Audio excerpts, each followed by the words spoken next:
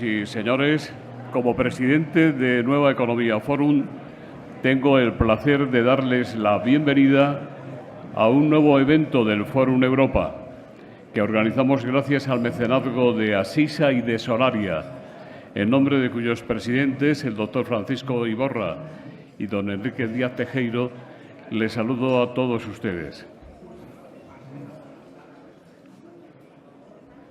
Compañeros, estoy esperando por ustedes.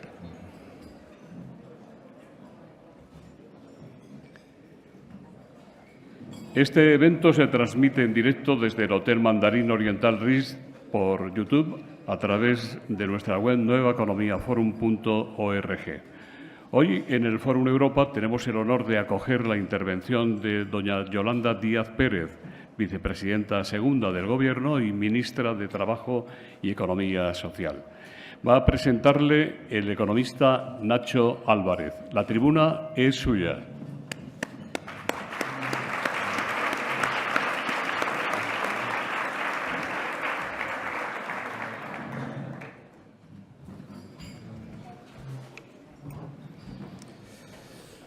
Buenos días a todos y a todas. Muchas gracias. Es un gusto, es un placer, es un honor poder presentar a Yolanda Díaz, ministra de Trabajo, vicepresidenta y amiga. En todo caso, yo creo que es evidente que la vicepresidenta no necesita mucha presentación. Su gestión habla por sí sola y no todo el mundo puede decir eso. Su gestión es, desde el Gobierno, desde el Ministerio, desde la vicepresidencia, durante los últimos años, la mejor carta de presentación. Y uno se da cuenta de esto porque cuando uno conoce a los políticos un poco más de cerca, una de las cosas que observa es que algo que seguramente no pensaron el primer día en el que llegaban al Gobierno, pero en lo que claramente piensan cuando ha pasado un tiempo es ¿qué voy a dejar yo detrás de mí? ¿Qué voy a dejar yo? ¿Cómo se me va a recordar? ¿Cuál va a ser mi legado? Y no todo el mundo puede ofrecer un legado como el que ofrece Yolanda Díaz, vicepresidenta del Gobierno. Al margen de las filias y las fobias políticas y personales que cada cual pueda tener, lo que es indudable es que la vicepresidenta ya tiene un legado sólido. Y no todo el mundo en política puede decir algo así. Su hoja de servicios, desde luego, habla por sí sola. Me voy a limitar a citar algunas de las cuestiones de sobra conocidas, pero que han transformado profundamente el mercado de trabajo de nuestro país durante los últimos años. Los ERTEs estaban en el Estatuto de los Trabajadores de 1980 y durante décadas no los hemos utilizado. Durante años he escuchado a muchos economistas decir deberíamos hacer, como se hace en Alemania, el modelo del Kurzarbeit que permite evitar millones de despidos cuando llega la crisis, pero nunca lo hemos hecho. Durante décadas. Tuvo que llegar Yolanda Díaz en un contexto de pandemia para que adoptásemos un modelo similar al alemán, un modelo similar al Kurzarbeit, que no solo fue enormemente eficaz para evitar los despidos en ese momento, sino que hoy es un instrumento que futuros gobiernos podrán utilizar porque forma parte no solo de la legislación, sino de la cultura empresarial y de políticas públicas de nuestro país que podrán utilizar futuros gobiernos en los próximos años. La reforma laboral del 2021. España ha sido un país, lo saben todos aquí, que durante décadas ha tenido tasas de temporalidad completamente disparatadas en el contexto europeo. Hoy nos parecemos mucho más a Europa después de esa reforma laboral. La subida del salario mínimo interprofesional de más de un 50% durante los últimos años y, por lo tanto, cumpliendo con la Carta Social Europea. Creo que es un conjunto de credenciales que hablan por sí solos, sobre todo y en buena medida porque, además, no todos, pero casi todos, se han logrado en el marco de un diálogo social que en ocasiones ha generado acuerdos, en otras no, pero siempre ha sido consultado y siempre se ha trabajado en ese marco. Y se ha hecho, me consta, por una firme convicción, la convicción de que las reformas que se pactan con los interlocutores sociales, con las organizaciones empresariales y sindicales, no solamente incorporan el conocimiento que tienen estas organizaciones de la realidad empresarial y de la realidad económica de nuestro país, sino que además duran más. Y este convencimiento nos ha llevado a una de las reformas laborales más exitosas de las últimas décadas, capaz de superar un problema endémico de nuestro país, que a muchos economistas nos parecía ya casi estructural y difícil de superar, esa temporalidad tan elevada. Los resultados son notables.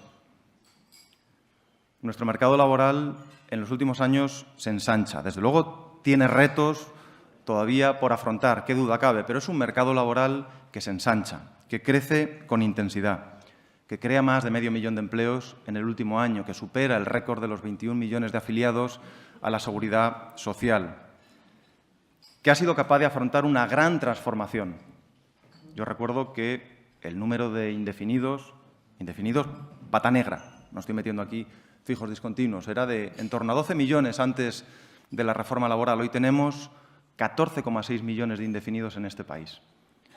Y, por lo tanto, de nuevo, al margen de las filias y las fobias políticas que cada cual pueda tener, cuando una política tiene un legado, el de haber transformado nuestro mercado laboral, creo que hay que reconocérselo porque llevábamos décadas sin ver un comportamiento laboral de estas características. También es verdad que, aunque esto sea un buen legado, uno no está en política, y lo dice alguien que no lo está, pero uno no está en política para sacarle brillo a los galones ganados en batallas pasadas. Yo creo que, desde luego, ese no es el motivo que mueve a la gente a estar en política o a la vicepresidenta a seguir al frente de la vicepresidencia en el Gobierno, sino que lo está para empujar una agenda. Una agenda en donde, desde luego, los retos que quedan en materia laboral son todavía importantes. La vicepresidenta ha trasladado ya sus intenciones, son conocidas. Ha elegido algunos temas que, desde mi punto de vista y desde el punto de vista de cualquier ciudadano, son sin duda muy relevantes, como es esa agenda de reducción de la jornada laboral, que sin duda es una buena elección en materia de políticas públicas. No es un tema fácil. Es un tema que va a requerir, y creo que todos lo sabemos, mucha negociación con los interlocutores sociales. Pero es un tema importante. En los últimos 40 años, la productividad en España ha crecido más de un 50%.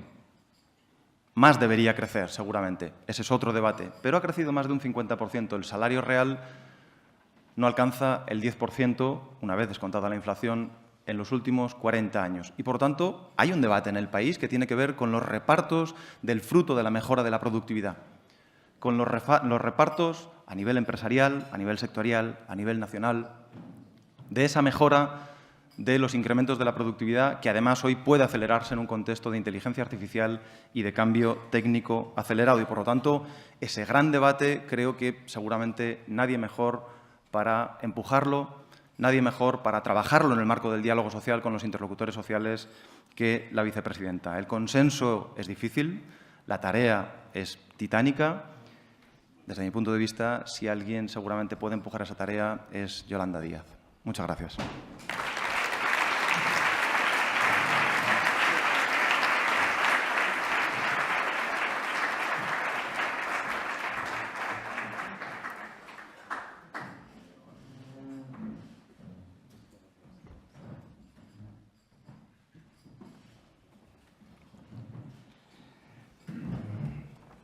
Bueno, pues buenos días. Gracias por su presencia.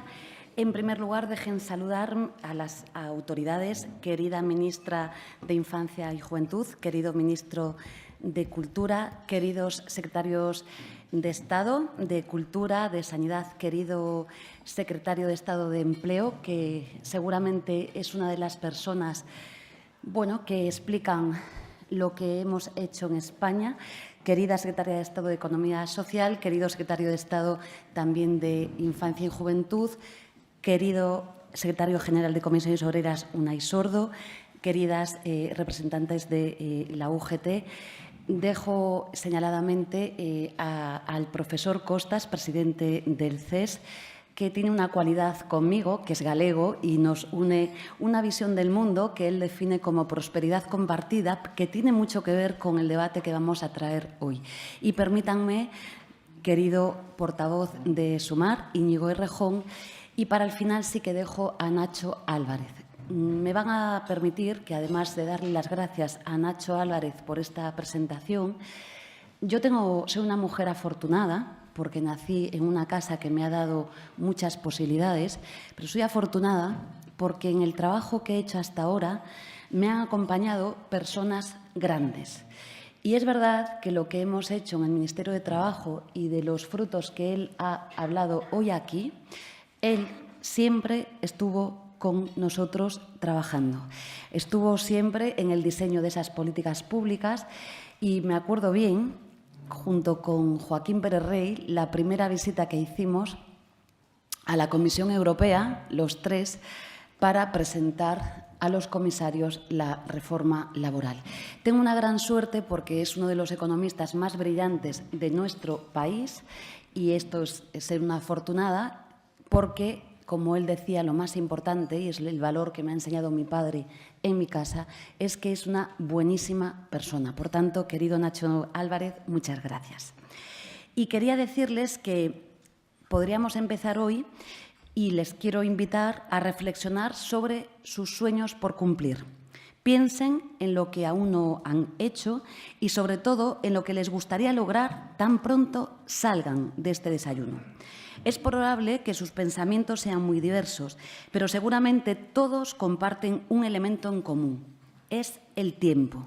A veces es nuestra pareja que nos lo recuerda después del trabajo o nuestras amigas cuando, después de buscar varios días un pequeño hueco, logramos tomar algo juntas. En otras ocasiones somos nosotras mismas, yo misma, quienes lo sentimos cuando recogemos la colada o hacemos tareas a altas horas de la noche. No tengo tiempo o no me da la vida son las frases que solemos decir y oímos cada vez más frecuentemente. No solo evidencian una carencia, el tiempo que no tenemos, también evidencian un deseo, el tiempo que nos gustaría tener. Esta será una de las misiones principales del Ministerio de Trabajo y Economía Social, pero también miro para los agentes, en este caso empresariales, de la mesa de diálogo social. Va a ser la ocupación que tengamos en las próximas semanas, recuperar el tiempo y devolverlo a la gente. Esta será mi intención hoy, señalar que el tiempo no es una variable económica más, no es una condición de trabajo más, es toda una declaración de principios y un modelo de sociedad. Algo fundamental también para la democratización de las empresas. La pregunta, permítanme, no es ¿democracia en las empresas sí o democracia en las empresas no? La pregunta es ¿cómo podemos hacerla realidad? Creo, humildemente, que solo hay una manera. La democracia en la empresa solo puede funcionar desde el trabajo digno y seguro. En definitiva, esto es hablar de empresas seguras y dignas. No hay un elemento que aporte más seguridad hoy que recuperar horas para la vida, para el descanso o para compartir con nuestra familia. Lo que mejor define hoy ser libre es poder disfrutar del tiempo propio. Recuperar tiempo es recuperar libertad. La propia crisis climática, que es el mayor desafío que tenemos como humanidad, hunde sus raíces en nuestra falta de tiempo. Cuando nos falta tiempo y llegamos tarde a casa, cuando, por ejemplo, la gente compra comida envasada en el supermercado en lugar de poder cocinar y alimentarnos bien. Recuperar tiempo es también imprescindible para poder ir más despacio y cuidar mejor nuestro único planeta.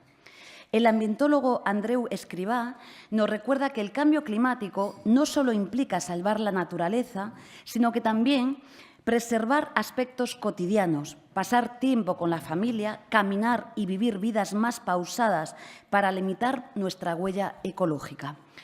Les doy datos. En el Reino Unido se han realizado hasta 2 grandes estudios los últimos años, estimando que una jornada laboral reducida podría acabar con hasta 27 millones de toneladas de gases de efecto invernadero, un 20% menos del total de emisiones.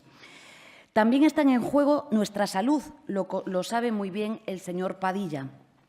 Algunos datos. La OMS señala que 745.000 personas mueren cada año debido a enfermedades derivadas del exceso de trabajo. Y España es, junto a Portugal, el país donde más ansiolíticos consumimos. Las enfermedades vinculadas al trabajo son ya una auténtica epidemia en nuestras sociedades. Y creo que hemos de corregirlo. Trabajar menos también es vivir en sociedades más sanas y tener vidas con menos enfermedades. El espacio donde trabajamos, permítame que les diga, no puede ser un lugar hostil. El trabajo no puede ser una fuente de enfermedad, todo lo contrario. En el tiempo de la inteligencia artificial, que nos hace la vida más fácil y el trabajo más sencillo, no podemos mantener la misma jornada que en los tiempos de las cadenas de montaje. Si lo piensan, es una dolorosa paradoja enseñar a las máquinas, como estamos haciendo hoy, a trabajar como humanos, al mismo tiempo que no permitimos o que no queremos impedir que los humanos trabajemos como máquinas. Esto no es rentable para las empresas y no es sano para las personas trabajadoras. Pero la reducción de la jornada laboral es mucho más.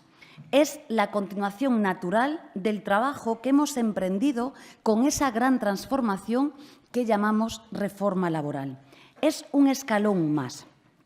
Me gustaría hacer un pequeño mapa de datos de lo que supone la reducción de la jornada laboral. Va a beneficiar de manera directa a 12,5 millones de personas trabajadoras. 10,5 millones a tiempo completo verían reducida su jornada. 2 millones a tiempo parcial verían incrementado su salario.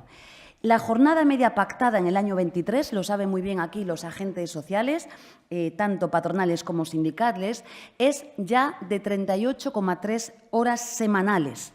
Ya está pasando esto en España. Ya tenemos una jornada pactada de 38,3 horas semanales. La reducción en promedio desde este cómputo supondría 10 minutos escasamente a la semana o 50 minutos en algunos supuestos a la semana. Me parece que es algo más que asumible el debate que estamos planteando. El 34% de las empresas en nuestro país ya tiene una jornada de 38 horas y media. Solo un 9,8% están por encima de las 39 horas y media. Permítame que les diga que este factor favorece de manera especial a aquellos sectores donde hay mayor precariedad. Sectores que están especialmente feminizados. Estamos hablando de las cajeras de las tiendas de ropa, de los cajeros y las cajeras de supermercados, de los reponedores, de las camareras, de la gente que trabaja en el campo. Estamos hablando, sí, de mejorar la vida de las empresas y del trabajo. Es ahí donde más del 90% de las trabajadoras y trabajadores tienen jornadas de 38 horas y medio.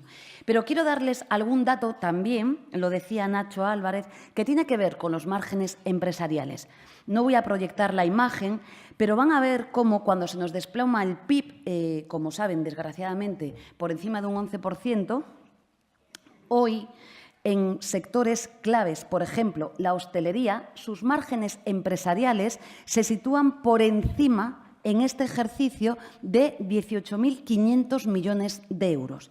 Pero les doy los datos del comercio, que son menores, están por encima de los 11.000 millones de euros. O, por ejemplo, los datos de la agricultura, la ganadería, la silvicultura o la pesca, que están incluso por encima del sector del comercio. De esto también tenemos que hablar. Son datos, como saben ustedes, oficiales y a disposición de todos nosotros. Pero permítanme que les diga que los cantos apocalípticos que hemos escuchado estas semanas, los digo con todo el cariño, que ya tuvieron lugar en un debate muy semejante a este en el año 83, en el que yo era una niña, se quedaron roncos. Va a pasar, creo que como con el salario mínimo o con la reforma laboral.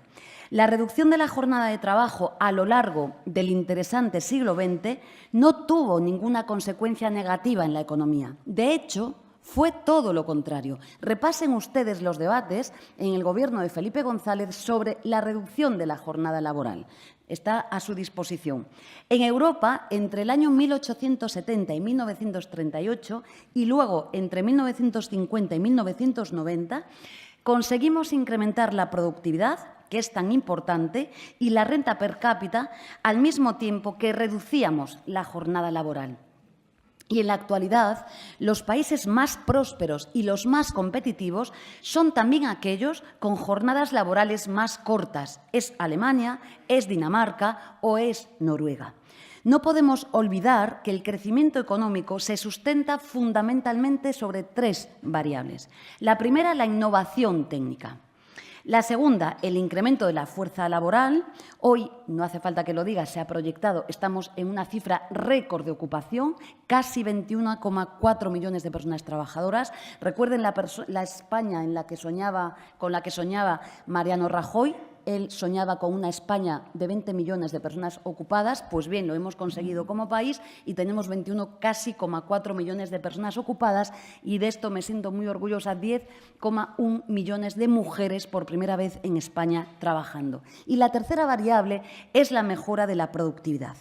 Datos desde el año 95, lo señalaba también Nacho Álvarez. La productividad ha aumentado por encima del 15% y el PIB lo ha hecho por encima de un 350%. Por el contrario, en el informe que acabamos de conocer de la OCDE, señalaba que en España los salarios han caído un 2,5%. La reducción de la jornada es la medida que nos permite redistribuir entre todos los trabajadores y las trabajadoras la gran cantidad de riqueza producida, pero a veces no distribuida bien, no compensada bien. La conclusión es clara. La mejora de la productividad y la reducción del tiempo de trabajo son 2 procesos que no solamente van de la mano, sino que se influyen mutuamente. Y aquí la productividad es clave. Lo sabe el profesor Costas, pero aprovecho hoy. Me he empeñado en la negociación con el presidente del Gobierno, mi equipo lo ha hecho, en hacer algo bastante elemental, que es tener un consejo de productividad en España. Era una recomendación desde el año 16, no sabíamos muy bien por qué en España no se hacía, lo hemos conseguido y ahora queremos sacarlo adelante. En breves días el Ministerio de Economía y yo misma lo presentaremos a la luz. Pero es clave que tengamos ese consejo. Me consta, hay aquí patronales que ya hay observatorios en empresas concretas que lo tienen, pero es clave para que podamos hacer algo fundamental, que es restringir ese diferencial negativo de productividad que tiene España en relación a Europa. Es verdad que la productividad europea tampoco es buena, pero de esto en nuestro país hay que hablar. Está en nuestras manos elegir caminos. Esto es la cosa pública, hay que elegir. Y el camino debe de ser la elección entre Alemania y Dinamarca, donde trabajar menos es producir y vivir mejor, o el de Corea del Sur y Grecia, como saben, donde ha habido debates recientes sobre la jornada laboral. Me veré con la ministra griega en el G20 la semana que viene. Pero ¿ustedes se imaginan que el debate hoy en España fuera que ampliemos la jornada laboral o que trabajemos los sábados? ¿Se imaginan que en nuestro país hoy el debate fuera este? Yo, con toda humildad, les quiero decir que el camino es el de la reducción de la jornada laboral sin reducción salarial. También les quiero decir que tiene que ser una reducción ordenada pero no fake. Ordenada pero no fake. Porque hay margen de productividad suficiente y porque está más que estudiado que a medida que avanzamos en la reducción del tiempo, la productividad mejora. No lo digo yo, lo dice singularmente la OCDE. Me van a permitir también que les diga que hace más de 90 años Keynes imparte una conferencia aquí en Madrid. La imparte en la Residencia de Estudiantes. El título, Las posibilidades económicas de nuestros nietos. Como saben, se atrevió a pronosticar una reducción de la jornada laboral a 15 horas semanales en el año 2030. Digamos que más o menos estaba hablando de este momento. Yo sé muy bien que esa predicción de Keynes podría hacer pensar que vamos muy tarde, sobre todo vamos tarde porque llevamos 40 años con la jornada laboral congelado. Pero lo que tenemos ahora en nuestras manos no es la capacidad de pronosticar, hay aquí muchos economistas y sé que les apasiona, sino que es lo que hacemos los juristas, llevarla a cabo. Hay una línea de continuidad que va desde la canadiense del año 19, que pasó por la jornada de 40 horas en el año 83 y que llega hasta hoy. Las utopías, yo no soy muy forofa de ello, pero sí que las utopías para lo que nos sirven es para Ítaca, para caminar. Ese es el referente que tenemos como país. Y yo amo mi país. Quiero un país mejor. España, con sus actores sociales, creo que tiene la oportunidad y el deber de dar esos pasos hacia un futuro mejor. Lo digo desde alguien que cree firmemente en el diálogo social. Creo que hay aquí muchas personas que lo saben perfectamente.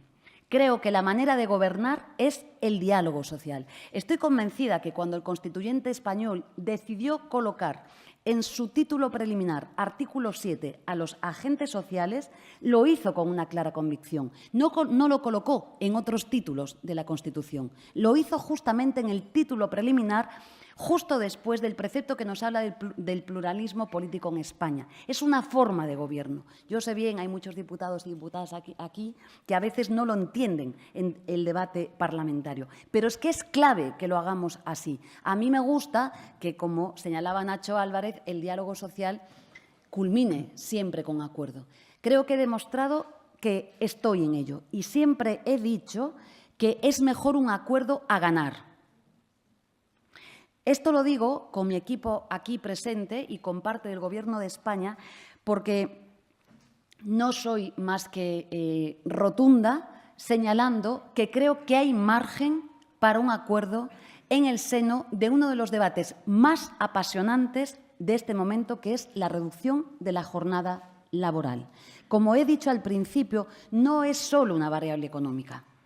Es una propuesta de país. Tiene que ver con la emergencia climática, tiene que ver con la salud laboral, tiene que ver con los beneficios, con la productividad, tiene que ver con crecer más y mejor, tiene que ver con muchos elementos. Y, por tanto, no solo es que les diga, hay aquí muchos agentes sociales, singularmente UNAI, que no me voy a levantar de la mesa, que eso por supuesto, sino que espero que los agentes sociales demostremos una vez más que ese acuerdo sí es posible. Lo creo desde una auténtica convicción.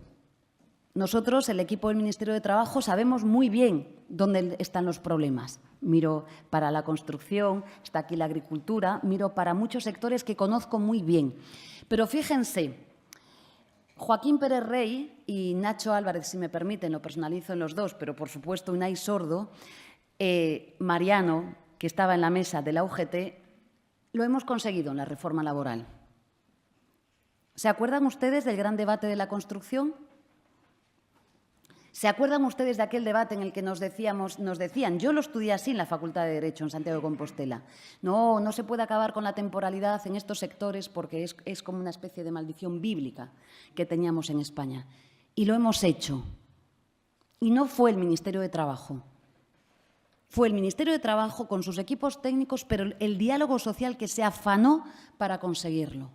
Digo, miro porque lo que hemos hecho y lo que hemos conseguido. Me parece que, siendo compleja la reducción de la jornada laboral y apasionante, podría dar datos aquí hasta mañana, es posible conseguirlo. Desde luego, yo sí que aprovecho este desayuno para decirle a mi país, agradeciéndoles previamente, eso sí, su presencia, que creo que hay margen para el acuerdo. Desde luego, así lo voy a hacer. Lo voy a hacer también por el bien del país. Yo sé también que me encuentro en una disyuntiva difícil. Lo hablaba estos días con los sindicatos, no desvelo nada. Podemos alcanzar un acuerdo en la mesa de diálogo social, como nos ha pasado con la reforma laboral, y ser tumbado, como casi pasa con la reforma laboral en el Congreso de los Diputados. Tenemos un país ciertamente anómalo. Esto puede pasar, pero desde luego la vocación del Ministerio de Trabajo es caminar en esa mesa de diálogo social. Como saben, La semana que viene el secretario de Estado no podrá convocar la mesa porque estamos en el G20 en Brasil representando a nuestro país, pero nos volveremos a ver el siguiente lunes.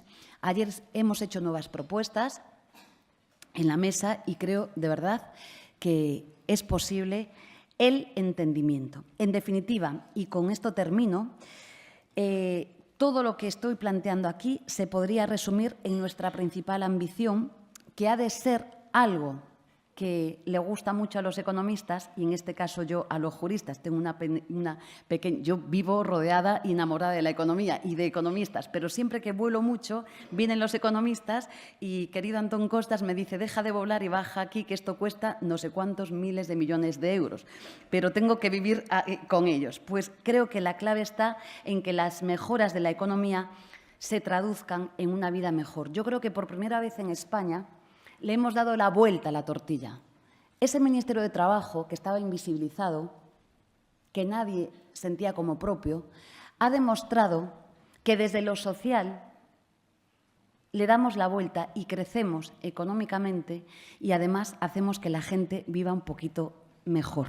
Es ahora el crecimiento del PIB el que se entiende desde el mundo del trabajo. Pero es que, además, hemos demostrado que todo aquello que en el debate teórico nos decían que iba a acabar con España, Joaquín se acuerda bien, incluso no desvelo nada, dentro del Gobierno de España íbamos a romper España con los ERTEs, no solamente fue un acierto, es que esta inversión pública es más eficiente económicamente. Permítame que les diga que hoy el Servicio Público de Empleo tiene superávit fiscal por primera vez por encima de los 6.000 millones de euros, protegiendo más a la ciudadanía. Recuerden que en la época de los recortes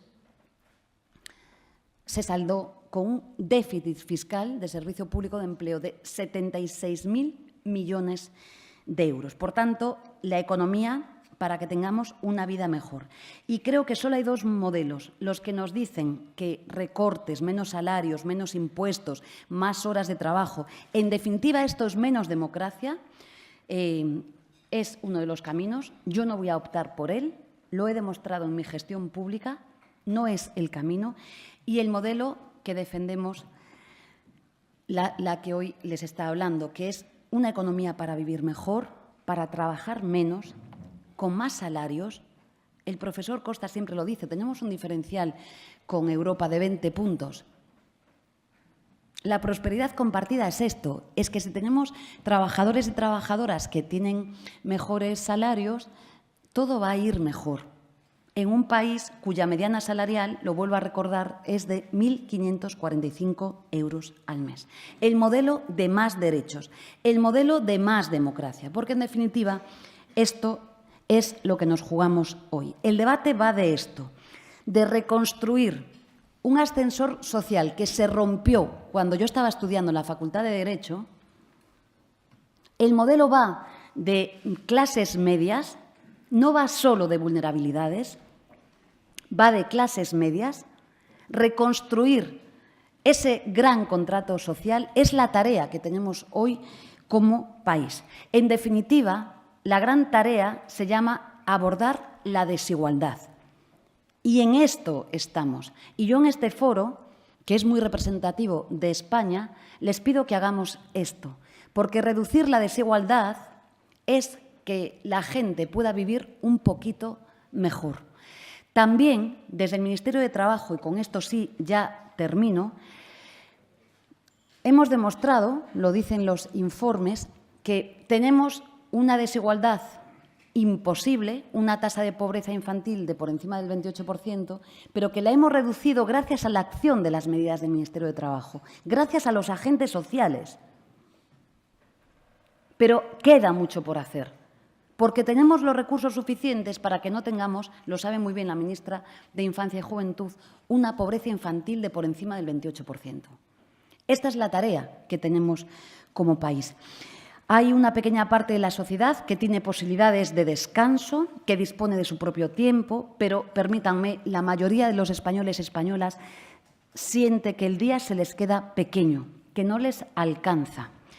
La reducción de la jornada es la forma concreta en la que vamos a darle sentido a algo que siempre defiendo, la esperanza. Porque me ha enseñado mi padre en mi casa que sin esperanza no hay avance social. Es ese horizonte que necesitamos para poder caminar. Me han enseñado de niña en mi casa, y termino ya, que cuando los trabajadores y las trabajadoras van a la huelga o en la sanidad pública se manifiestan, lo hacen por una única razón, a pesar de que pierdan salarios, porque tienen esperanza de mejorar su vida. Es el mejor motor de arranque para una sociedad. Y yo, a pesar del ruido político que hay, que como saben no me gusta nada y no comparto, creo que nos debemos a nuestro país y que la ciudadanía tiene derecho a que les demos también la posibilidad de soñar y de mejorar su vida. Así que muchas gracias y quedo ahora sí a las preguntas que me formulen.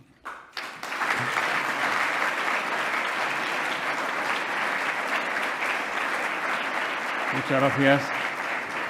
Muchas gracias, vicepresidenta. Pues sí, hay muchas preguntas. Empezamos por las del tema principal de su intervención. Pedro Rodríguez, de La Hora de la 1, de Televisión Española, dice que sobre la negociación de reducción de la jornada laboral, ayer usted dijo que hay avances, pero los sindicatos hablan de estancamiento y la patronal sigue con su negativa. ¿Por qué entonces dice usted que hay avances? ¿Cuáles son? Más preguntas.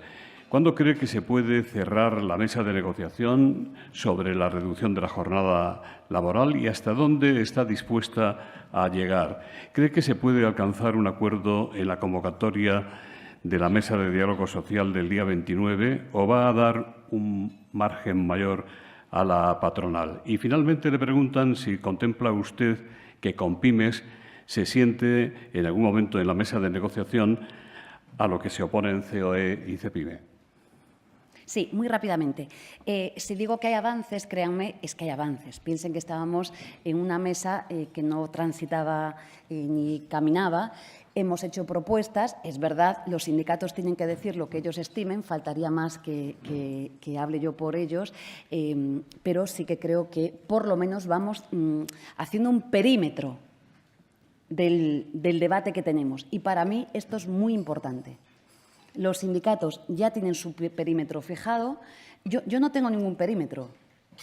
Antes de dejar de ser vicepresidenta, querido Nacho, a ver si hago una ley así como me gusta a mí y a mi equipo y la llevamos al boletín oficial. Esto es una broma, no lo he hecho jamás, pero digamos que los sindicatos han hecho un perímetro y yo creo que ahora estamos perimetrando por parte de la patronal y en la que estoy un poco de árbitro. Pero sí que creo que hay avances. Cuando uno se sienta en una mesa, tiene que saber cuáles son los límites y dónde se encuentran los problemas para resolverlo. Lo he dicho, con la reforma laboral sabíamos dónde estaban los problemas, lo hemos conseguido, pues aquí es un poco lo mismo. Creo que hay avances. Ayer hemos hecho propuestas. Hemos hecho otra propuesta que tiene que ver con algo clave, que es que el debate del 83, que les vuelvo a insistir que lean aquel encendido debate, no solo en las Cortes, sino como hoy en la prensa y demás, no tiene que ver mucho con el ahora, pero es que ahora es diferente, porque piensen ustedes que no trabajamos como hace 40 años. Estamos trabajando con móviles, está todo el mundo con los móviles en permanente conexión, sin EDIE. Bueno, pues ayer hemos incorporado un elemento a esa mesa que tiene que ver con el derecho a la desconexión digital. Es decir, tengo yo que atender, cualquiera de ustedes, un mail si mi jefe o mi jefa me escribe tras mi jornada laboral. ¿Tengo que hacer esto? Bueno, esto es más viejo ya, en fin. Hemos casi alcanzado en la presidencia española, estuvimos a punto, un acuerdo de diálogo social tripartito en Europa. Hace 2 días estábamos en Bruselas hablando de esto. Bueno, pues también hemos incorporado otro elemento más ahí. Por tanto, creo que hay avances. Plazo. Yo ya sé que a los periodistas les encantan los plazos, yo vengo del derecho, los plazos son preclusivos y esto quiere decir que te obligan. No voy a dar un plazo porque me equivocaría. Ahora, la voluntad de diálogo es toda. Y sé perfectamente que, y además pido, no sé si disculpas, a los profesionales de la comunicación porque esas mesas de negociación son todo menos la reducción de la jornada laboral. Quiero decir que trabajamos a unas horas en las que los profesionales de la comunicación y las profesionales dan cobertura mediática, digo, horas intempestivas, ¿no? Pero, desde luego, el tiempo no lo puedo dar, la vocación toda. ¿El día 29 se culminará esto? Pues no lo sé. A mí me encantaría, pero no lo sé. En todo caso, no me preocupa tanto el tiempo, sino que me preocupa que lo encaucemos y que seamos capaces de darnos la mano. Digo, llegar a un acuerdo. Y, por tanto, si hay que dedicarle muchas horas, muchas semanas, no tengo inconveniente. Ya lo he demostrado. Me critican a veces, me dicen en el Gobierno, vas lenta, has puesto este plazo. Bueno, es que creo que es mejor. Por tanto, no puedo dar plazo. En relación con la representación institucional de los actores sociales, voy a cumplir rigurosamente lo que dice la ley. Y creo que con esto les digo bastante. Y la ley por la que nos regimos hoy la conocen todos ustedes. O sea, que con pymes se puede sentar en la mesa. Eso no dice la ley. Está hablando de representaciones mayoritarias, cito casi literalmente, en todo el país. Digo porque cito una norma. No hago más que cumplir y citar normas. Antonio Fournier dice que El País publica hoy que la productividad en España no mejora y está por debajo de la media europea y señala que no me da la vida es una apreciación subjetiva, pero la Constitución y las directivas de la Unión Europea no lo son. Trabajar menos es posible solo si trabajamos mejor. ¿Qué medidas contempla para atajar de una vez el problema de la productividad? La inclusión de los comités de empresa en los comités de dirección sería una de ellas. ¿Qué pactos sobre productividad cree que pueden alcanzarse con los sindicatos? Gracias, Antonio, por esta pregunta.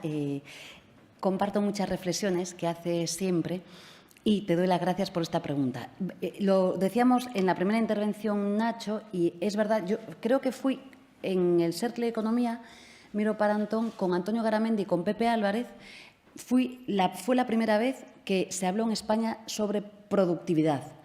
Era como un tema del que no hablábamos y luego me empeñé en hablar de productividad porque es clave para mejorar el país. Y tenemos un diferencial negativo de productividad España con Europa y Europa, insisto, con el resto del mundo. Pero es verdad que la productividad, lo señalaba Nacho al principio con los informes que ya tenemos, ha crecido en la parte social al 21,7%, es decir, que el problema no lo tenemos ahí, pero ha caído en la parte del capital, por encima del 20%. ¿Qué nos está diciendo esto? Que tenemos que mejorar la productividad, ¿en qué? Pues en la innovación, en la formación, en los elementos de centralidad del país. Y aquí no jugamos todo. Yo estaba defendiendo hace 2 días en Bruselas un derecho subjetivo a la formación permanente. Nos jugamos exactamente esto. También lo dice el Banco de España. ¿Qué queremos hacer con la productividad? Lo primero, creo que es clave sacar adelante el Consejo de Productividad, porque ahí es donde vamos a tener los datos y vamos a poder operar con los márgenes empresariales, con la negociación colectiva, con cómo hacemos las cosas, cómo repartimos mejor la riqueza en nuestro país. Me parece que esto es clave. Yo sé que hay muchas empresas que ya tienen observatorios de productividad. No voy a citar a ninguna de ellas. Pero es que eso sirve para mejorar las relaciones laborales en la empresa y empresariales. Pero es que fíjense que desde nuestro grupo político hemos trabajado mucho, y le quiero dar las gracias, con el gobernador del Banco de España para señalar también los márgenes empresariales. Y los datos que tenemos hoy, que los facilitan, creo que es clave. Por tanto, Antonio, yo creo que sabes que esta es una de mis tareas. Es un poco raro que hubiera tenido que empeñarme con el presidente del Gobierno para hacer esto, pero me parece que es fundamental para el país. Y como es verdad que llevamos hablando de un artículo muy interesante de la Constitución española, que es el 129.2, denominado como democracia en las empresas, y que también causa mucho ruido en estos días, la gente está asustada porque piensan que estamos hablando de soviets o no sé qué cosas, yo les hablo solo de un mandato del constituyente español, 129.2, él lo conoce muy bien, y el otro día me daba una gran idea, si me permite que la desvele, Bueno, primero, por hacer algo de historia, ¿no? Estas fórmulas de participación democrática en las empresas ya existen en 18 Estados miembros. 18. No solo en Alemania, que lleva implantado desde su modelo de cogestión desde el año 76, sino 18 Estados miembros. Es una de las variables, yo voy a hacer pedagogía, no me voy a cansar, de mejora de la productividad. Soy recursos humanos, no voy a hablar de teorías y demás, pero es clave. Pero es que además necesitamos la democracia en las empresas, es decir, el talento de la gente trabajadora, por algo que dice el jurista francés Supiot, es decir, no se puede hacer los grandes retos que tenemos hoy de transformación digital y ecológica sin el mundo de la empresa dentro. Hay una gran teorización, todo el mundo habla de la emergencia climática, la transformación del modelo productivo, pero lo hacen desde arriba. Y ahí vamos a fracasar. Nosotros ya estamos hablando y hemos avanzado en nuestra presencia en la negociación colectiva verde en muchos elementos. Bueno, pues esos grandes cambios que son la emergencia climática, la digital, necesitan del talento, del trabajo, donde se toman las decisiones. Es verdad que hay muchas fórmulas en cómo hacerlo y es verdad que este debate no está decidido. Vamos a un debate de país. Por tanto, también les pido cierta serenidad. Vamos a hacer unas grandes jornadas en otoño de trabajo, de pensamiento, con intelectuales, economistas mundiales sobre esta materia. Pero el otro día Antonio me hacía una propuesta que, bueno, por cierto, yo saben que soy una fanática, está la directora aquí del CNI que nos acompaña y lo sabe, de Navantia, pero hay empresas públicas españolas muy importantes como es Navantia o, por ejemplo, comunidades autónomas muy relevantes como es Euskadi, que ya tienen estas fórmulas de participación. Y a lo que voy. Antonio decía, ¿por qué no trabajáis mejor la idea más que en el Consejo de Administración? Decía él, hablo por él, que me corrija, que es más polémico, pues cómo hacemos para que participe la gente trabajadora con las acciones, con cómo hacemos esto. Él decía, ¿por qué no llevamos este debate a los consejos de dirección? Que es como se hace en muchos países. Bueno, es un debate, Antonio, abierto, muy interesante. Yo te agradezco la pregunta, pero tiene que ver también con la mejora de la productividad en las empresas. Pero, desde luego, en un mundo que es circular, completamente digitalizado, yo no prescindiría del talento. Nadie sabe mejor que un trabajador o una trabajadora cómo hay que hacer las cosas. Y, sobre todo, me van a permitir en un mundo en el que, a golpe de clic, un fondo de inversión deslocaliza una industria en España. Y es curioso que un fondo de inversión lo hace en un segundo y, sin embargo, la gente que más quiere a su empresa, que está trabajando en ella mucho tiempo, no tiene capacidad de opinar sobre nada. Y aprovecho, si me permiten también, yo, como saben, madrugo mucho y me levanto todos los días de mi vida con los datos de paro. Por tanto, nadie más que seguramente mi equipo necesitamos defender a las empresas de nuestro país por una razón fundamental. Por tanto, digo también, porque como se escriben muchas cosas, pues esto, como sé que las empresas lo tienen claro, pero sí que aprovecho para decirlo. Señora vicepresidenta, son temas complejos. Yo le agradecería un mayor esfuerzo por la brevedad, porque tengo cantidad, son complejos. Cantidad, que diría una nieta mía, de preguntas. Ana Fernández Vila, de la cadena SER, dice que el secretario general de Comisiones Obreras ha anunciado movilizaciones en septiembre si la negociación sigue en bucle. ¿Lo ve procedente si la COE no se mueve? Gracias a Ana. Yo creo que los sindicatos son actores fundamentales en nuestro país, como lo son las patronales. Voy a hacer una defensa aquí, una convicción, si me permiten. Y es que no hay democracia sin sindicatos. Es una obviedad, pero esto se está discutiendo hoy en Europa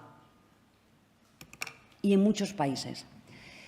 Tenemos unos sindicatos en España, de los que yo me siento muy orgullosa, que no tienen que demostrar nada, y no solamente lo fueron en la lucha contra el franquismo. No, no solamente, lo han sido siempre. Y lo han sido también y lo están siendo en este momento y en todos los momentos. Yo, como están aquí muchas personas que me conocen, algún día voy a contar las cosas que hemos hecho en pandemia. Digo, sindicatos y empresarios. No las puedo contar. Y han demostrado que nos hemos dejado la piel por nuestro país. Esto es ser patriota.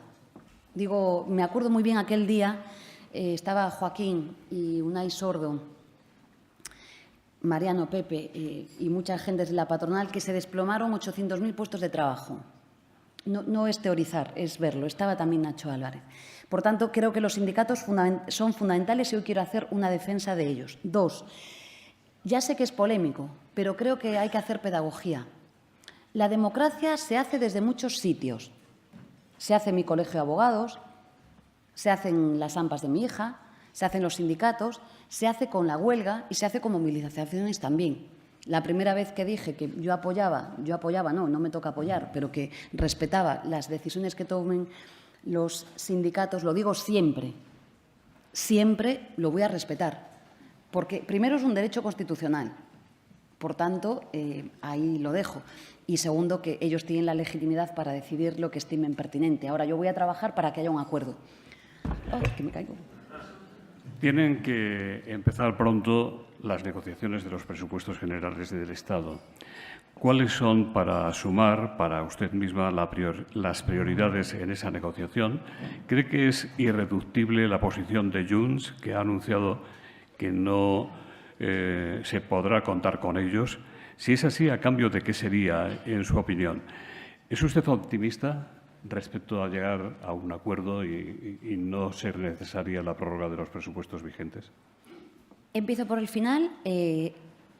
No es que sea optimista, es que quiero que mi país avance y, por tanto, el Gobierno de España va a trabajar para que haya presupuestos generales del Estado. Entonces, no es que sea optimista o no, es que creo que es necesario que lo hagamos. Y como quiero a mi país, desde luego, ahí vamos a estar y creo que también hay posibilidad de hacerlo. Respecto a otras formaciones políticas, yo no opino ni voy a opinar. Lo que sí que creo, con la reflexión que hago siempre, es que cuando se negocia no se va con líneas rojas ni nada semejante. Si yo me sentase en una mesa con líneas rojas, es que, en fin, sería un auténtico fracaso. Por tanto, no entro en ninguna valoración. ¿Cuáles son los objetivos? Bueno, los objetivos o el planteamiento que va a hacer Sumar, en estos días culminaremos nuestra propuesta para negociarla con el Partido Socialista, que va a estar centrada en lo que les he dicho al final de mi intervención, con la desigualdad y con un país mejor. Es donde vamos a centrar ahí todos los esfuerzos. Me acompañan varios ministros y ministras, sé muy bien lo que reclaman concretamente en sus ministerios y demás, pero más allá de las cuestiones concretas, creo que la clave está en, primero, la industrialización de España de carácter sostenible, que no perdamos el tren. Yo no paro de hablar de industria. Hablamos muy poco de industria. ¿Se acuerdan los objetivos que nos habíamos fijado en términos PIB para la industria de nuestro país? Pues vamos mal. Industrialización de España. 2, algo de lo que hoy se hace eco algún medio de comunicación. Y es que tenemos una política de familia casi inexistente en España. Algún día tendremos que hablar de esto. Y tenemos imposibilidad manifiesta. Queremos hacer algo que a día de hoy resulta casi imposible. Me van a permitir que hable en femenino. La disyuntiva que tenemos hoy es que casi se nos hace elegir a las mujeres entre ser madres o ser buenas profesionales. Y yo creo que no va de esto. Yo creo que las jóvenes de hoy en día, si lo desean, y quieren ser madres, o los jóvenes quieren ser padres, tienen que poder no tener que elegir entre ser madre o padre o ser un buen profesional. Es decir, que queda una revolución pendiente, que son los cuidados. Pero sin avanzarme en este tema, que tiene que ver con la democratización de la economía y de nuestro país, hay algo clave.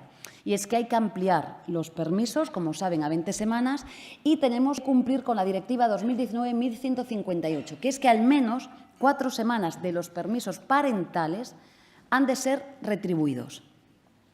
Esta es parte del debate de centralidad en este momento. Y dos, para reducir la desigualdad tenemos que hacer algo que hacen los países que tienen menos desigualdad, que es la prestación universal. Este es un enorme debate por hijo a cargo que nosotros ciframos en 200 euros al mes. Tiene que ser universal, como lo es la sanidad pública y como es la educación pública. Es ahí donde corregimos y compensamos la desigualdad. En la sanidad pública nos tratan a todos y a todas igual, no miran la renta que tengamos. En la educación pública igual.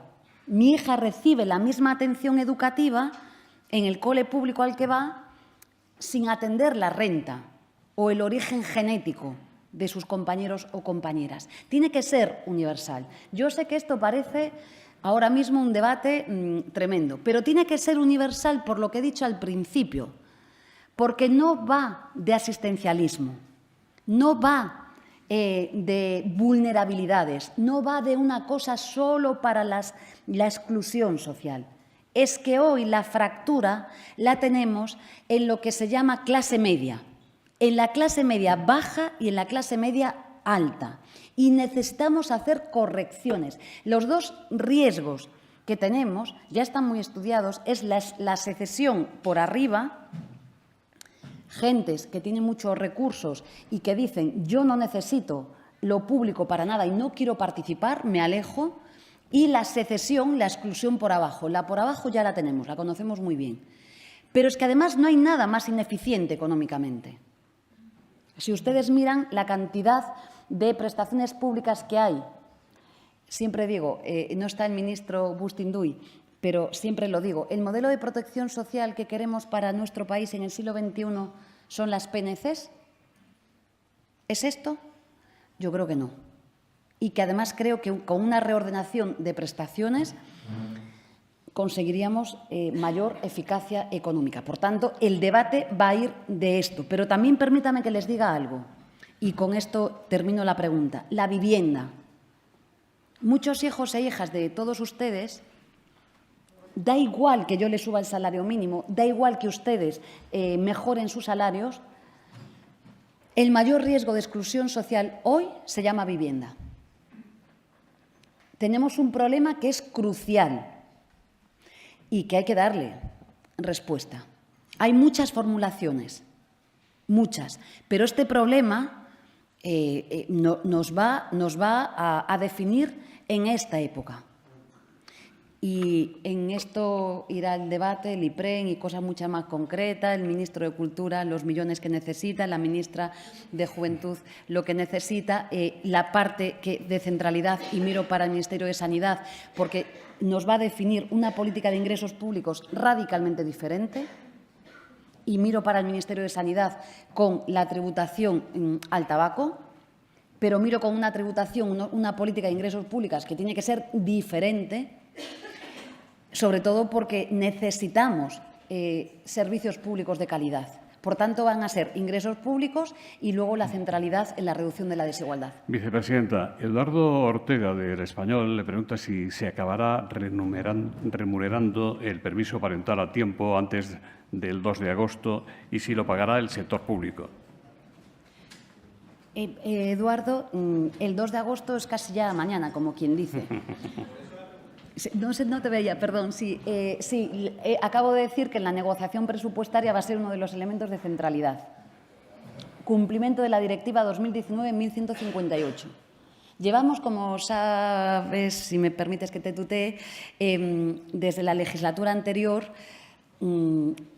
discutiendo esto en el seno del Gobierno. Y esto es clave, pero no es clave por cumplir con una directiva, que por supuesto, porque tiene consecuencias, ¿no?, que es clave como una propuesta de país. Entonces, va a ser un elemento de centralidad. Pero el 2 de agosto, efectivamente, está aquí.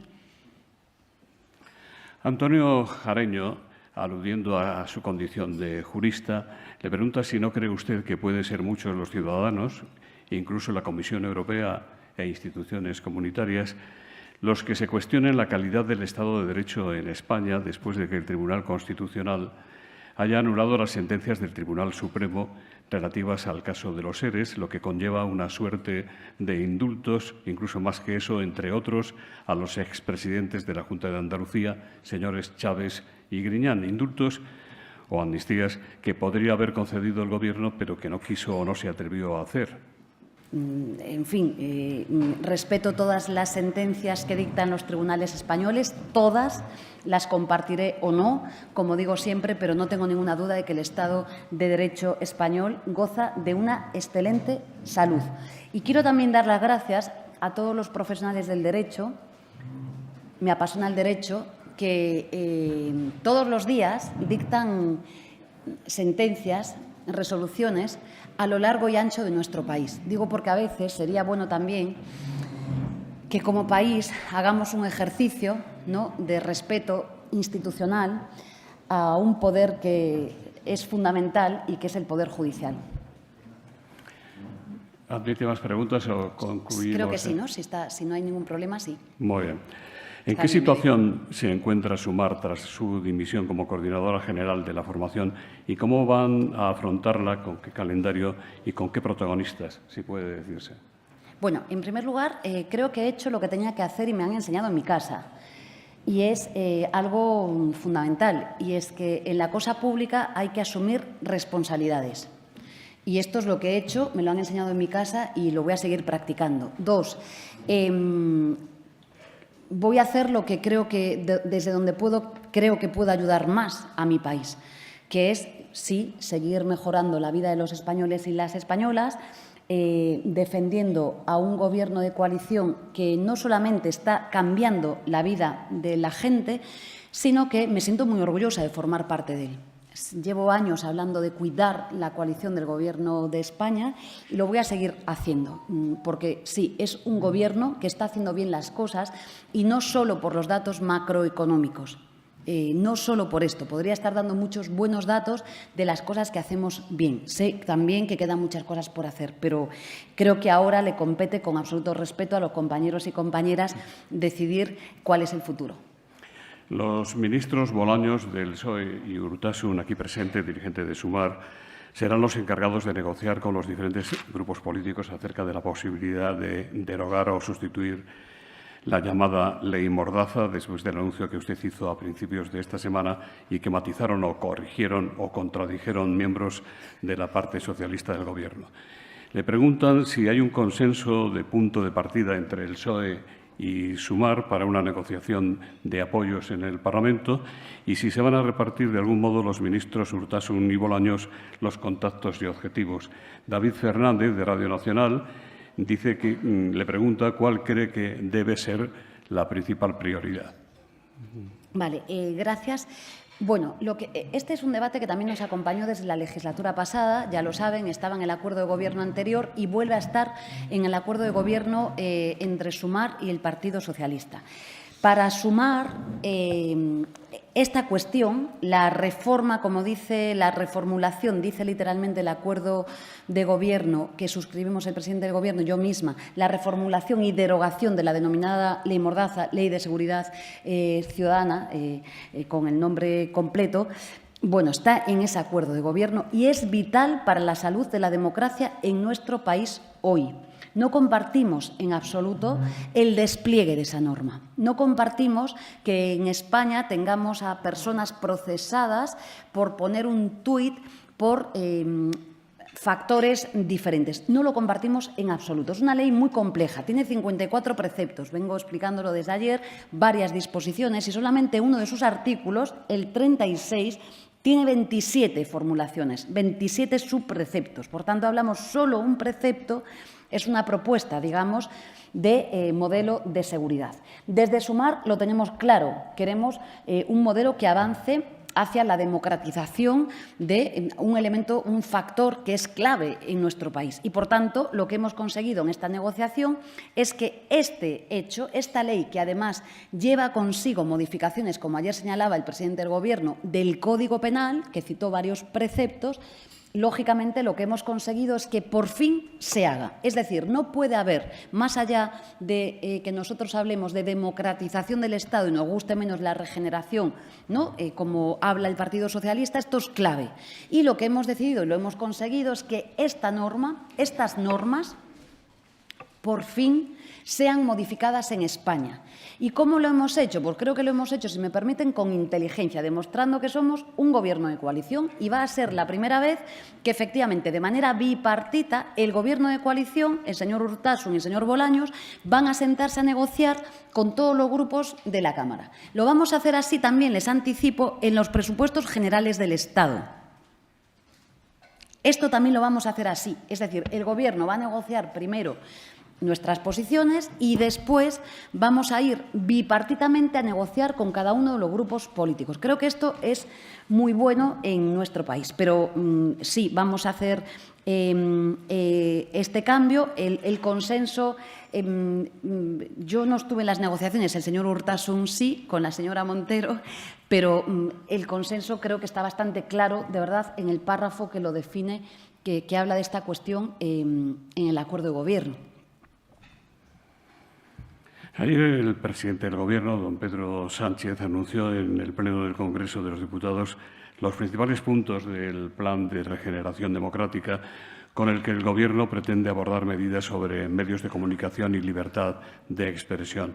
¿Usted cree, como el presidente Sánchez, que el auge de los partidos de ultraderecha en Europa es única o principalmente consecuencia de noticias falsas o bulos y no porque la gente esté disconforme con la forma de gobernar?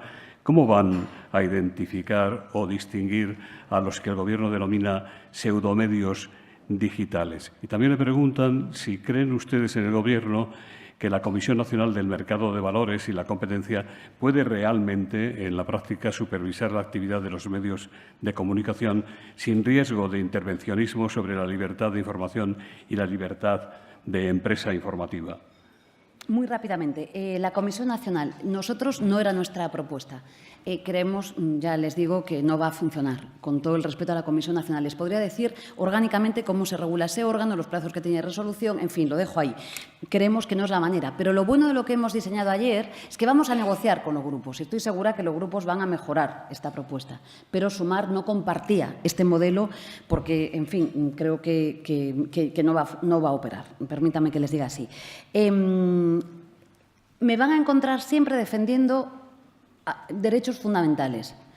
Y esta temática yo creo que no se debe abordar con frivolidad. Se lo digo siempre a los periodistas que me acompañan.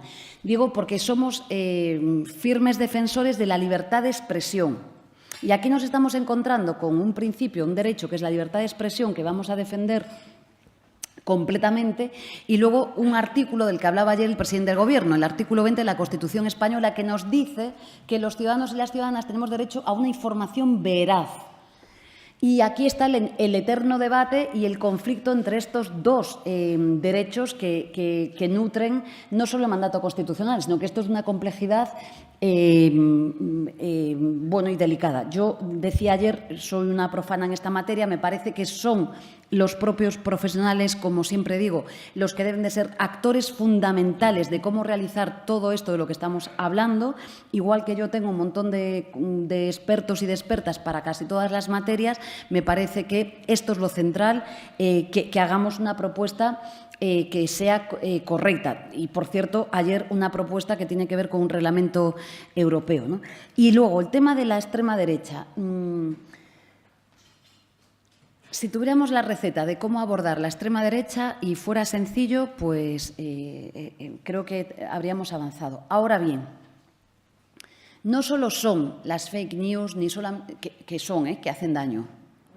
Y casi una manera, ¿no?, de imposible es un proceso de socialización de nuestros hijos e hijas de información que está escacharrada, ¿no?, y que hace mucho daño. No solo es esto.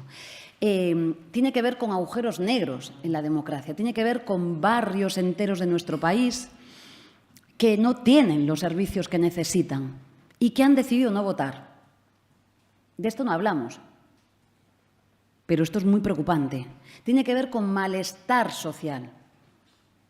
Y tiene que ver con que sí, hay un cambio Hay un cambio y la ciudadanía, aquí en Europa y en muchos lugares, está decidiendo canalizar pues, su malestar o sus ansias a través de una herramienta que no venía siendo la habitual hasta ahora.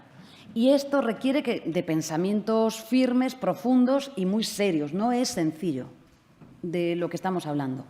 Pero sí sabemos que hay agujeros negros en la democracia, que cuando la ciudadanía dice que cada uno vote, por supuesto, a quien desee, faltaría más, pero cuando mucha ciudadanía decide no formar parte del proceso democrático de su país, es que no hacemos las cosas bien. En un país, por cierto, en el que la ciudadanía, cuando se le pregunta si valora bien, fíjense, hablando de reducción de jornada laboral, es la medida más valorada por todos los votantes, incluso los de Vox.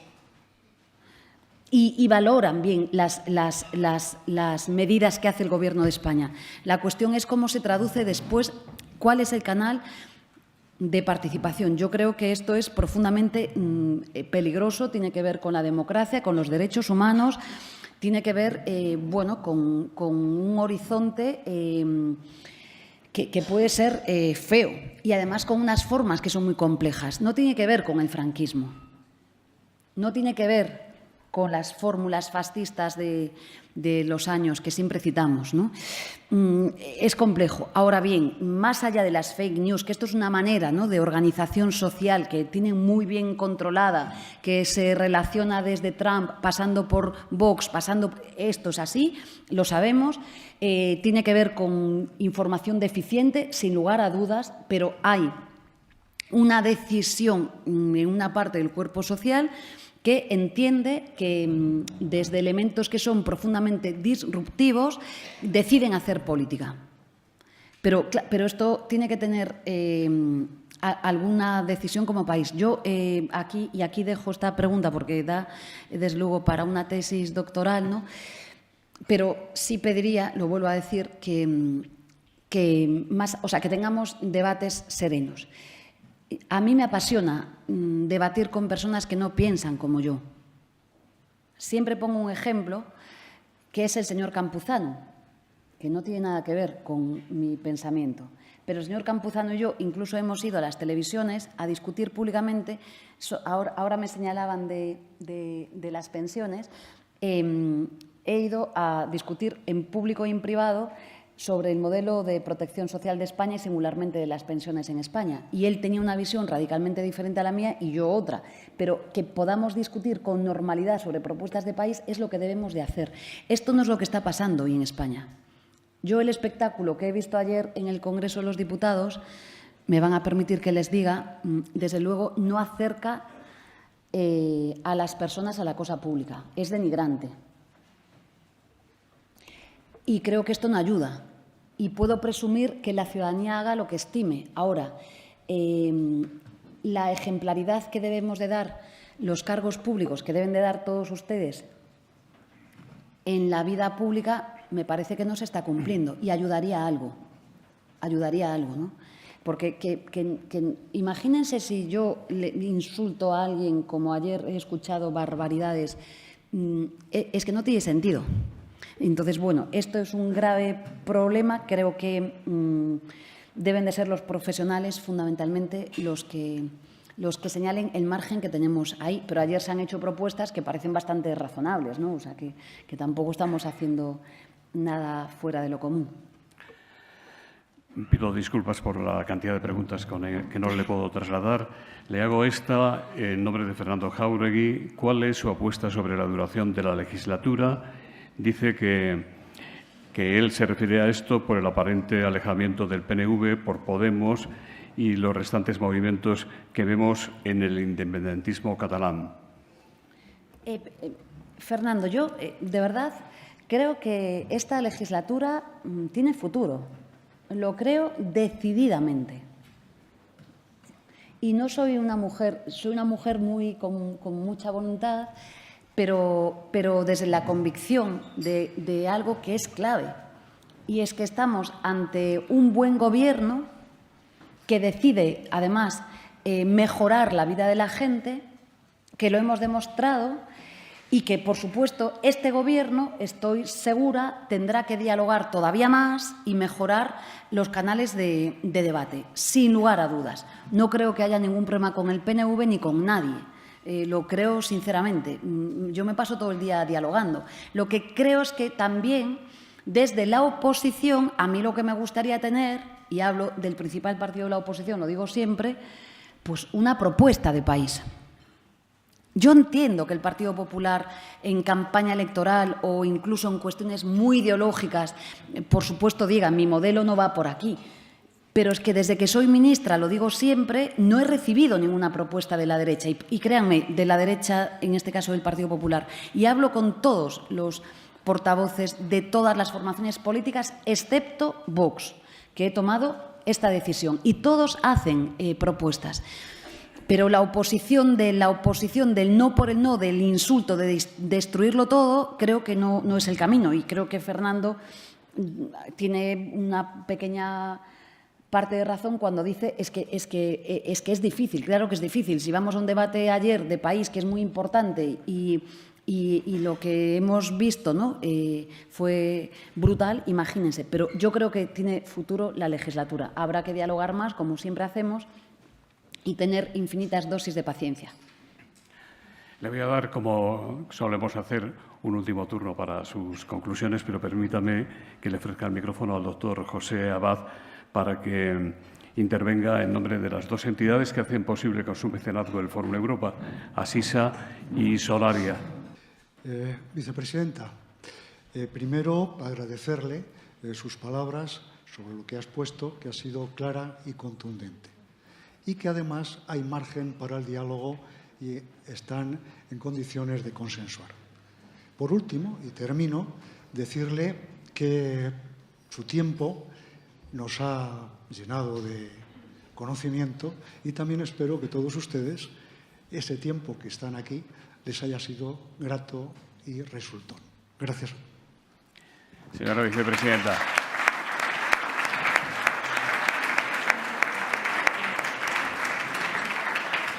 Querido José Luis, en primer lugar, dar las gracias por este convite. He cumplido mi palabra, he tardado, pero la he cumplido, no me prodigo en estos desayunos, pero sí que la he cumplido. Por tanto, las gracias a todas las personas que nos han acompañado hoy aquí. Y termino con una pequeña reflexión, que es que yo creo que tenemos que darnos una oportunidad como país. Creo que merece la pena. Creo que España merece la pena. Y me parece que con aciertos, con errores, con a veces trompicones, a veces pasos adelante, a veces retrocesos, pero con una vocación, ¿no?, que es mejorar la vida de la gente, tenemos una legislatura que no digo que vaya a ser fácil, pero que puede permitir que sigamos caminando hacia un país mejor. Yo hoy aquí, que estoy en un foro en el que hay muchas personalidades, en muchas empresas y muchos sindicatos y muchas instituciones, sí les pido que nos demos esa oportunidad. No solo por la jornada laboral, sino por muchos elementos que tenemos que hacer. Cuando hablamos de la desigualdad como tarea de país, es que quiero decir que deberíamos hacer un gran acuerdo social para implicarnos en ello. Está el Padre Ángel aquí. Es que tenemos una tarea urgente. Es que tenemos los recursos suficientes. Es que a lo mejor tenemos que pararnos a pensar un poco. Porque vamos a volver después del verano a los coles y yo tengo compañeras, madres y padres, que van a tener problemas para poder comprarle los libros de texto a sus hijos e hijas, y creo que en una sociedad democrática avanzada como es el siglo XXI esto no es justo. Y me parece que hay recursos suficientes. Me parece que tenemos una juventud que no solo es la esperanza, sino que tiene derecho a vivir bien en su país. Lo digo sinceramente, en nombre de todas nuestras hijas e hijos. Es que tienen derecho a vivir, por lo menos, como lo hacemos nosotros y nosotras. Por eso yo sí que les termino con esta pequeña reflexión que podría concretar en políticas públicas y podría estar hasta mañana hablando de ello, pero sí que cuando salgamos hoy de aquí, como empecé al principio, no solo pensemos en lo que nos gustaría hacer. Ustedes se dan cuenta que tenemos un modelo, y termino ya, de sociedad en el que nos pasamos todo el año trabajando, soñando con las vacaciones. Todo el año trabajando. Tengo amigas mías que me escriben, viven en Galicia, que son abogadas, y me dicen: Yolandiña, estoy acabando todos los pleitos, todo, para cerrar todas las carpetas sin agosto irme de vacaciones, porque no puedo más. Yo creo que esta no es la sociedad que queremos porque nos está enfermando. Creo que necesitamos una sociedad que es un poco mejor, que tiene que ir un poco más lenta, más reflexiva, que podamos recordarnos quiénes somos, que somos seres humanos. A Pedro le gusta la música como a mí. Yo no digo que pongamos a todo el mundo a escuchar música, ¿verdad, Pedro? Pero que podamos hacer un poco lo que nos gusta, ¿no? Y para esto necesitamos debates serenos. La desigualdad son los ingresos públicos. ¿Quién paga? ¿Quién no paga? ¿Cómo lo hacemos?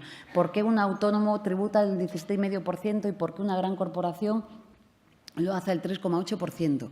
¿Por qué podría seguir con muchos impuestos? ¿Qué queremos de las escuelas públicas? ¿Por qué tenemos las escuelas de nuestros hijos e hijas sin climatizar? Porque las tenemos sin calefacción en muchos sitios en Galicia. ¿Por qué no hay transporte público en las zonas rurales? ¿Por qué hay ciudadanos en nuestro país que viven en zonas rurales y que se sienten que están profundamente abandonados? ¿Por qué hay ciudades en las que la contaminación es imposible? Bueno, es un reto grande, pero yo creo que este reto merece la pena. Y yo, desde luego, en el tiempo que les acompañe, humildemente, sí les voy a decir que voy a centrarme en esto. Y centrarme en esto, lo ha dicho Nacho al principio, o mi agenda, desde luego, va a ser contribuir humildemente a lo que hasta ahora he hecho, y es seguir mejorando nuestro país. Así que muchas gracias.